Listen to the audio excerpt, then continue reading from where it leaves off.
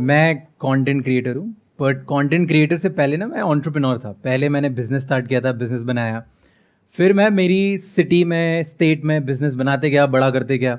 और मैंने एक चीज़ रियलाइज़ करी कि अगर बिजनेस बड़ा करना है तो तुम्हें रीच चाहिए या कैपिटल चाहिए।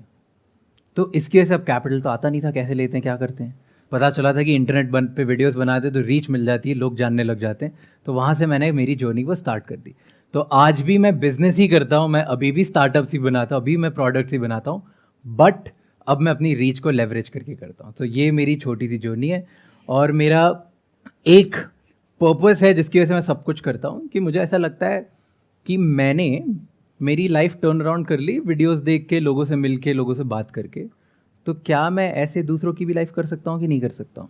तो इसकी वजह से जो मैं सीख रहा हूँ वो मैं रिकॉर्ड करके सबको बताता हूँ। तो अगर किसी ने मेरा पॉडकास्ट देखा होगा तो उसमें देखा होगा कि बहुत बचकाने, अजीब से, एकदम डायरेक्ट क्वेश्चंस पूछ लेता हूँ मैं, बहुत नाइव से, क्योंकि मुझे लगता है यार ठीक है, ये सबको पता चलना चाहिए, और मैं बड़ा वल्नरेबल सा करता हूँ। सो मेरा काम इन सेंसेस कैसे आप वर्ल्ड के, इंडिया के बड़े बड़े लीडर से कुछ सीखो और साथ साथ उनसे सीखे खुद भी कुछ कर लो। ऐसा नहीं कि सिर्फ ज्ञान दे के ज्ञान देते था। जो आप बता रहे हैं कि मैं एक कंटेंट क्रिएटर होने के साथ साथ में बिजनेसेस भी करता हूं, तो बिजनेसेस मतलब कि आपके मल्टीपल बिजनेसेस हैं या कोई एक मेन बिजनेस है और बाकी सब थोड़ा साइड में चल रहा है एज एन इन्वेस्टर और whatever? So I tell you, three parts में जर्नी डिवाइडेड है। पहले तो मैंने बिजनेस किया, फैमिली को ज्वाइन कर दिया। फैमिली, मेरे डैड बिजनेसमैन थे, उनको ही मैंने ज्वाइन किया और उनके साथ एक सब डिवीजन स्टार्ट किया। And that was what business? So मेरे डैड डिटर्जेंट मैन्युफैक्चरर थे, तो उनकी ब्रांड थी जादूगर। तो जादूगर ब्रांड बनाते हैं डिटर्जेंट। तो मैंने उनको ज्वाइन किया और एक सब डिवीजन बनाया डिटर्जेंट डिश वॉश जेल का। वहाँ से मैंने बहुत चीज़ें सीखी। फिर मैंने एक छोटी सी मेरी एक सोशल मीडिया एजेंसी खोली।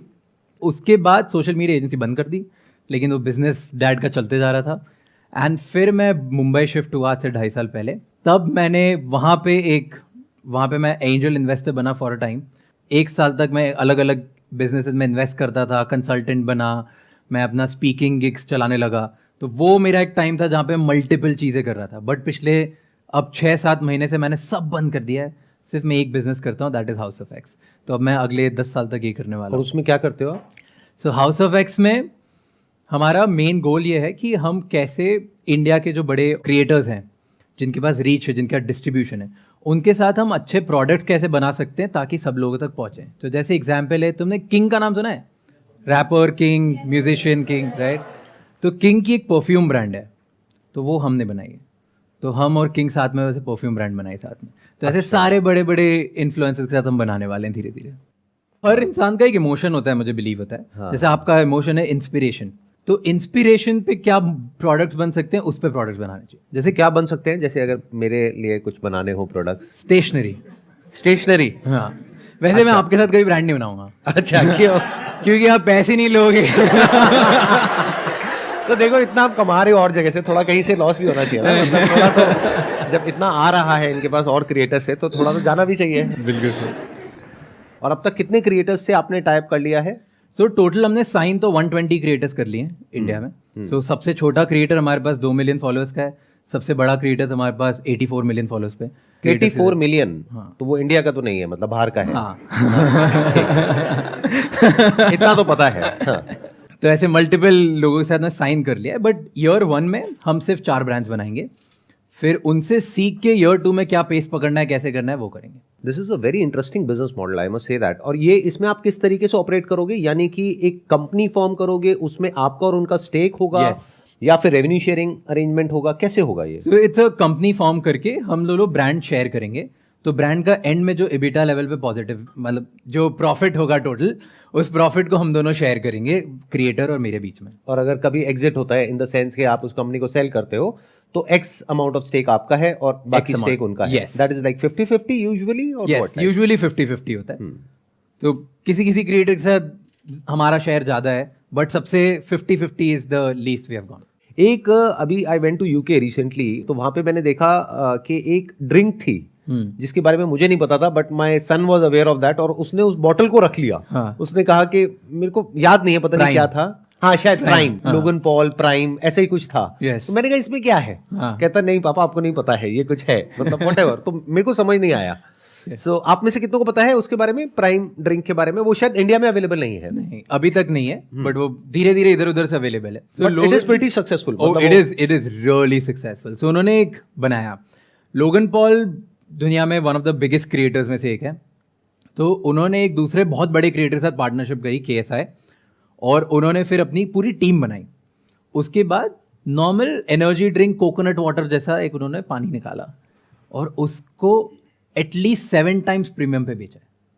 तो अगर आपको नॉर्मल एक बेवरेज अगर आपको 10 रुपये मिलेगी तो उनकी आपको 70 रुपये में मिलेगी। और उनके बाद उन्होंने बेचा and with in a year वो ऑलरेडी आई थिंक अभी $250 million रेवेन्यू की कंपनी होगी। और ये ब्रांड उन्होंने खुद क्रिएट किया, यानी कि उनकी अपनी टीम ने, या फिर उन्होंने भी किसी से पार्टनर किया? उन्होंने एक बहुत प्रोफेशनल तरह किसी और से पार्टनर किया। यस। तो और कितनी कंपनी से जो इस तरीके से कर रहे हैं, जो आप ये बिजनेस मॉडल जो आप कर रहे हो? सो टेक्निकली अभी ऑब्वियसली ऐसे सब तो नहीं पता होता है कितने लोग कर रहे हैं, तो ये जानना बहुत मुश्किल है। बट 2 सक्सेसफुल कंपनीज है वर्ल्ड में, जो एक है चाइना में, उसका नाम है रूहान, और दूसरी है कोरिया में जिसका नाम है क्रिएटर लैब्स। तो रूहान फैशन में ज़्यादा करता है और कोरिया में क्रिएटर लैब्स है वो ब्यूटी में ज़्यादा करता है। सो जो ब्यूटी की कंपनी है उनमें शायद उन्हें 6 साल हो गए हैं और 6 साल में वो $5 billion की कंपनी बन चुके हैं, मतलब लगभग 40,000 करोड़ के आसपास की कंपनी। और जो चाइना में है वो रिसेंटली उन्होंने IPO किया US में, और वो अभी 12,000 करोड़ की कंपनी बन गई। एंड मुझे एक एडवांटेज लगता है जो मैं काफ़ी मेरे इन्वेस्टर्स से हंसी मजाक में बोल देता हूँ, कि मैं बोलता हूँ कि मान लो अगर 10 लोग मिलके 10 अलग अलग लोग सेम बिजनेस करना चाहते हैं, जिनको कंटेंट क्रिएटर्स के साथ कंज्यूमर ब्रांड बनाना है, ठीक है, 10 लोगों को अगर करना है और सब फेल होंगे, तो सबसे कम चांसेस फेल होने के मेरे हैं, क्योंकि मैंने पहले कंज्यूमर ब्रांड भी बनाई है और मैं कंटेंट क्रिएटर भी हूँ। दोनों कॉम्बिनेशन आपको मिलना बहुत मुश्किल है। I met a lot of YouTubers and creators and all, but उनकी विजन ज़्यादातर यही होती है कि मैं अपना ये कंटेंट क्रिएट कर रहा हूँ, बट आप कुछ और ही कर रहे हो। So this is more interesting, because मेरा एक और क्वेश्चन भी था, मेरे माइंड में कई बार आता है, जैसे मेरे लिए ये अपनी बात को पहुँचाने का जरिया है यूट्यूब और सोशल मीडिया और ये सब, बट आपके लिए this is like bread and butter, like आपके लिए या और लोगों के लिए, मतलब it's like bread and butter.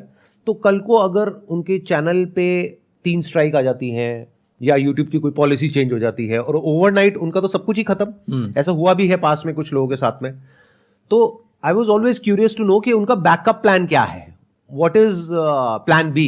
हमें बैकअप ये बड़ा इंटरेस्टिंग है कि आपने अपने लिए तो बैकअप प्लान बनाया ही, प्लस आप साथ साथ में उनके लिए भी एक बैकअप प्लान बना रहे हैं, क्योंकि कल को कुछ भी हो सकता है, क्योंकि हर एक क्रिएटर के साथ में कभी ना कभी तो कुछ ना कुछ हुआ ही है। ट्रू। ब्रांड है तो एक पैरेलल एक रेवेन्यू स्ट्रीम उनकी खड़ी हो रही है इसके साथ साथ में, which might get bigger than their current stream in future. Yes, so that's the vision, that's the goal कि आप कैसे हर क्रिएटर की हेल्प कर सकते हैं, क्योंकि इसमें ना 2 लोगों की हेल्प हो रही है। क्रिएटर की तो हेल्प हो रही है कि उसको एक अलग स्ट्रीम मिल रहा है ताकि वो डिपेंडेंट नहीं रहे, और फिर वो लाइफ टाइम से वही कंटेंट बनाए जिसमें उसको मजा आता है। और सेकंड, ऑडियंस को हेल्प हो रही है कि अब मैं उन्हीं से प्रोडक्ट ले रहा हूँ जिनसे मैं कनेक्ट करता हूँ, मुझे मज़ा आता है, यार ये इंसान मेरे जैसा सोचता है, मेरे जैसी इसकी वैल्यूज़ है, ये मेरे जैसे जगह से आता है, और ये जो बोलता है मैं उस पर भरोसा करता हूँ, इसकी वजह से मैं खरीद रहा हूँ। जैसे सर के साथ अगर बात करते हो, राइट, तो आपको पता है कि इंसान कौन सी 4 चीज़ों के लिए खड़ा होता है, एंड वो कुछ भी हो जाएगा उस पर कॉम्प्रोमाइज़ नहीं करेगा। तो उनके प्रोडक्ट्स में भी वो मेक श्योर करेंगे कि मैं ये तो नहीं करने वाला, and that is why audience भी एक ट्रस्ट करके कनेक्टेड फील कर सकती है अपनी हर ब्रांड से। तो दोनों की हेल्प होती है। मेरा सवाल आपसे था कि मतलब 19 साल की एज में आपने सीखना स्टार्ट किया था, तो 2016 में मतलब उस टाइम पे इतना यूट्यूब वगैरह भी नहीं था, तो मतलब आपको कैसा लगा कि मतलब आप किस तरह से आगे बढ़ेंगे? क्योंकि उस टाइम पे अगर मैं अपनी बात करूं तो 2016 में मैं मतलब काफ़ी छोटा था मैं भी, तो मैं तो खेलने कूदने में रहता था, लेकिन मुझे जो सारी चीज़ें मिली वो उसके बाद मिली, जब यूट्यूब काफ़ी पॉपुलर हो चुका था उसके बाद काफ़ी चीज़ें सीखी। तो मैं बस आपसे ये पूछना चाहता हूँ कि आपने उस टाइम किस तरह से मतलब खुद को बेहतर बनाने के लिए प्रैक्टिस की? आई थिंक 2016 में आपने यूट्यूब चैनल शुरू नहीं किया? नहीं, मैंने 2013 में कुछ पढ़ना सीखना बनना स्टार्ट किया था। यूट्यूब चैनल तो मैंने अभी 2 साल पहले स्टार्ट किया। तो 2016 में जो ये पूछ रहे हैं, 2016 में आपने क्या किया था एग्जैक्टली? विजन बोर्ड बनाया था कि अब मुझे लगता है कि मैं मेरे गोल्स लिख के अचीव कर सकता हूँ। बट मैंने फर्स्ट टाइम स्टार्ट जो किया था ये जर्नी पे, सेम मैं बताता हूँ। 2013 में मेरी टीचर से, मैं 12th क्लास में था, मैंने मेरी टीचर से क्वेश्चन पूछा था, क्योंकि मैंने मूवी देखी थी ज़िंदगी ना मिलेगी दोबारा, और उसमें था ऋतिक रोशन। तो मुझे लगा कि मैं भी ऋतिक रोशन बनूंगा, लंदन जाऊंगा, फाइनेंशियल ट्रेडर बनेंगे, ऐसे देख के लगता है बॉलीवुड मूवीज में, राइट? क्योंकि तब तो पता नहीं होता बनना क्या है, करना क्या है, और ना मेरे मार्क्स अच्छे थे पीसीएम में, तो इंजीनियरिंग का कोई स्कोप नहीं था मेरे पास, और ना मेरे कॉमर्स में इतना अच्छा था कि सीए बन जाता। तो मैं टीचर के पास गया, मैंने बोला कि मैम मुझे ना ये बनना है जो ऋतिक रोशन बनना था। तो बोलते हैं पता है क्या बना था? नहीं। तो उन्होंने मुझे बताया कि वो बना था फाइनेंशियल ट्रेडर, और अगर आपको वो बनना है तो आज से आपको दुनिया के बारे में समझना स्टार्ट करना पड़ेगा कि वर्ल्ड में बिजनेस में क्या होता है, फाइनेंस में क्या होता है। तो मैंने बोला कहाँ से स्टार्ट करूँ? तो उन्होंने बोला कि तुम्हें स्टार्ट करना है तो ऐसी जगह से स्टार्ट करो जहाँ पे विजुअल्स कुछ हो, या तुम बिजनेस की मैगजीन्स पढ़ना स्टार्ट करो। तो तब मैंने एक मैगजीन पढ़ना स्टार्ट करी थी, फोर्ब्स। इतना मुझे मज़ा आने लग गया क्योंकि फोर्ब्स में क्या आता था, बहुत बहुत बेसिक चीज़ स्टार्टिंग में जो मैं पढ़ता था, इंडिया के 100 सबसे रईस लोग कौन है। किस किस ने लिस्ट देखी है कि 100 बिलियनर्स कौन है। उससे मुझे इंटरेस्ट बनने लग गया कि हाँ। अच्छा ओ मुकेश अंबानी भी कोई है, तो मुकेश अंबानी ऐसे ऐसे करते हैं। तो मजा आने लग गया कि तब पता चला कि अच्छा पेट्रोकेमिकल्स क्या होता है, ये क्या होता है। तो मैंने वो फोर्ब्स मैगजीन पढ़ने से स्टार्ट करा, और मैं इतना इन्वॉल्व हो गया उस फोटोज के पीछे, कहानियों के पीछे, कि मैंने 2 साल 3 साल शायद मैं फर्स्ट लाइन फर्स्ट वर्ड से लेके आखिरी डेट तक, लास्ट पेज की डेट तक सब पढ़ लेता था। तो वहां से मुझे बिजनेस और दुनिया के बारे में पता चलने लगा। एंड बिकॉज वो 3 साल में मुझे इतना वर्ल्ड के बारे में पता चलने लगा, और जब मैं मेरे दोस्तों से बात करने लगा तो ऐसा लगा कि अरे इसको तो कुछ नहीं पता, ये तो दोस्त के सामने जब बैठता था मुझे लगता था दोस्त तो मेरे अरे सब गधे ही रह गए, ये क्या हो गया इसमें, right? You at one point you feel थोड़ा सुपीरियर कॉन्टेक्ट। आप इधर आते हो, संदीप सर का कोई वीडियो देखोगे, उसके बाद आप जाके अपने दोस्तों को बताते हो, और फिर उस वीडियो में आपके दोस्त को पता ही नहीं होता अच्छा माइंड ऐसे वर्क करता है, और आपका दोस्त समझता है कि यार क्या स्मार्ट आदमी है। तो मुझे वो स्मार्ट फीलिंग बहुत मजा आ गया, और फिर मैंने विजन बोर्ड बनाया था कि अपन तो स्मार्ट हैं, अपन शक्तिमान बन गए, तो अब अपन दुनिया में बड़ा काम करेंगे। तो आंसर योर क्वेश्चन कि अगर आपको कुछ भी बड़ा बनना है या सोचना है या कुछ करना स्टार्ट करना है ना, तो फर्स्ट चीज ये है कि ये मत देखो कि संदीप सर ने क्या किया, मुकेश अंबानी ने क्या किया। ये देखो अभी मुझे किस में मजा आता है, अभी मुझे क्या गिटार सीखने में मजा आता है, क्या मुझे कार्स के बारे में जानने में मजा आता है, क्या मुझे बॉलीवुड एक्टर्स के बारे में जानने में मजा आता है।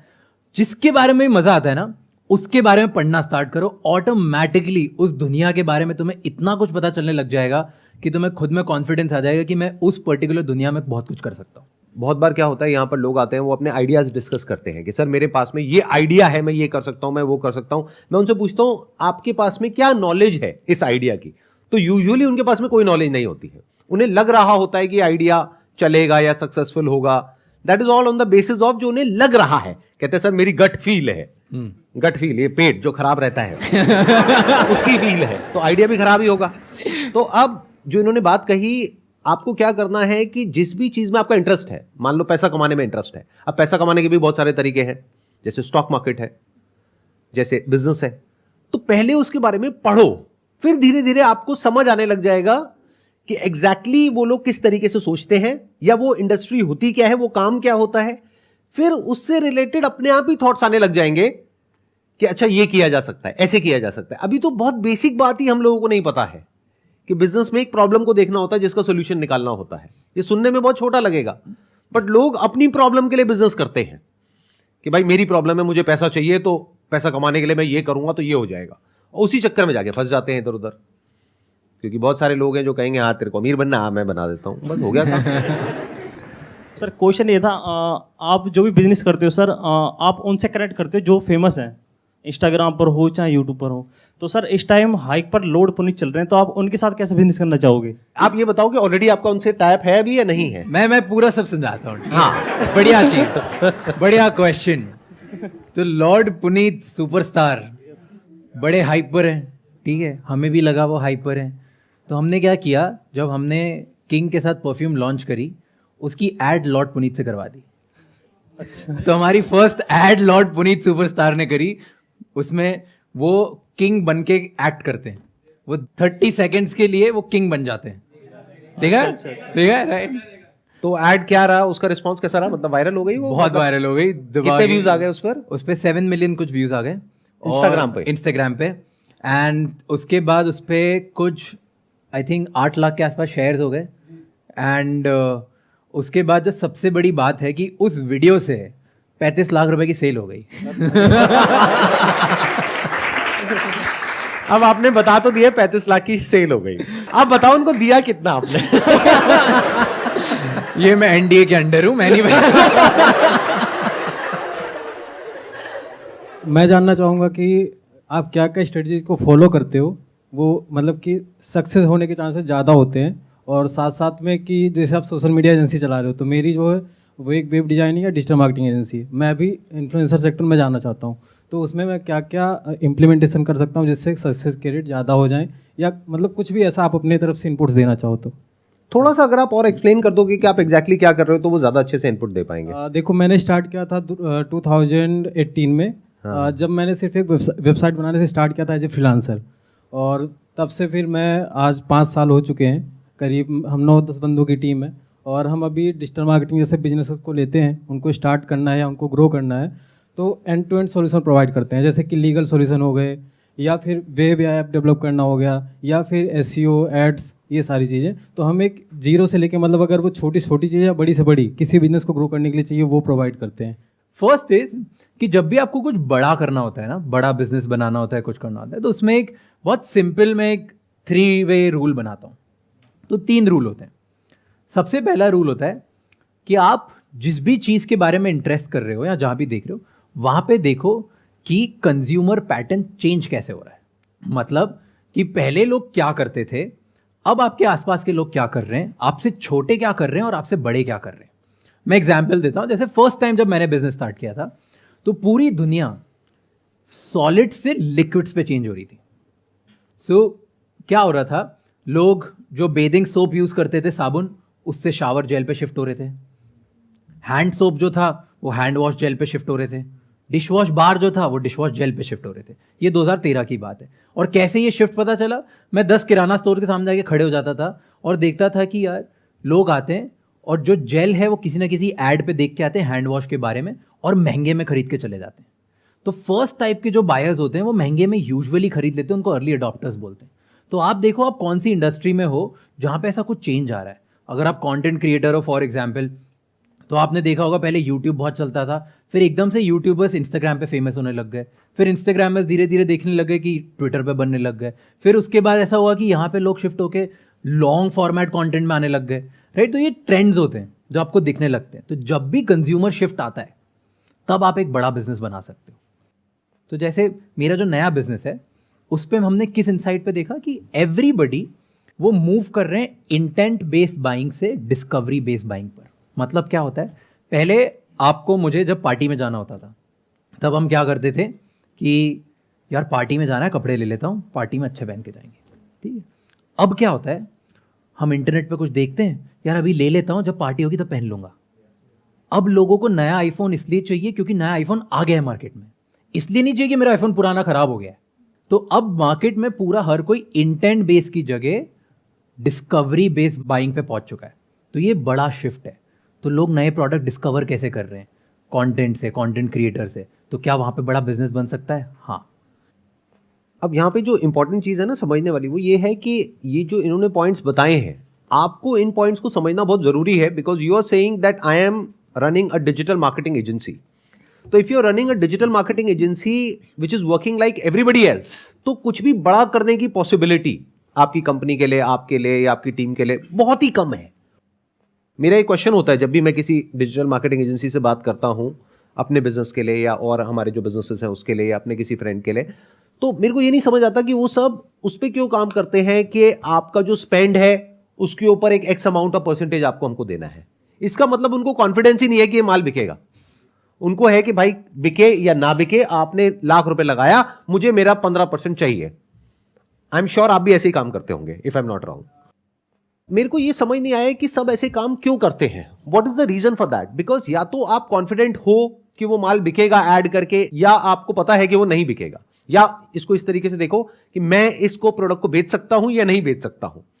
तो if you can sell it, तो rather than taking money up front on advertising, क्योंकि फिर तो स्पेंड भी आदमी सोच सोच करके करेगा, start taking money on the net profit, कि आपने इतना स्पेंड किया, इतनी सेल हुई, उसके बीच का जो अमाउंट है उसके ऊपर आपको मुझे पैसा देना है।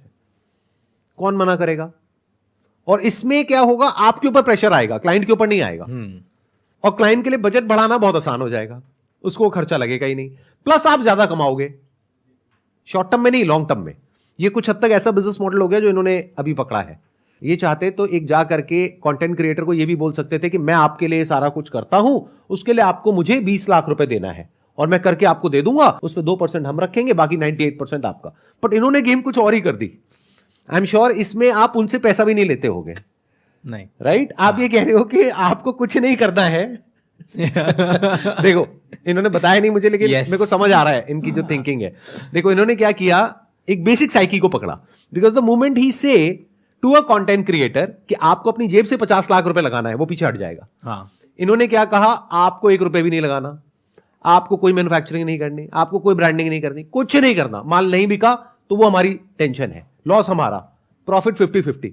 अब ये देखने में ऐसा लगेगा बड़ा रिस्की है, बट ये बहुत मजेदार गेम है, क्योंकि अभी मोटा कमाएंगे।